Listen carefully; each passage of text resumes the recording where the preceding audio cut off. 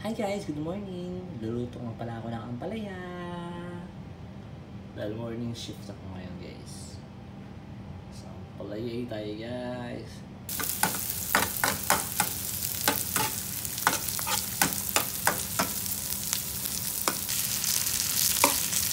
Kamakit.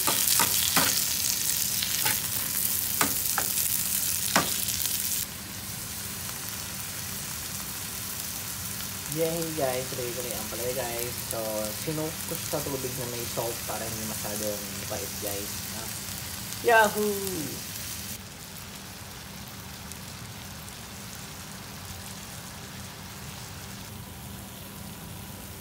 Nilagay ko na nga pala yung scrambled egg guys. Yahoo! Pang pinali yan.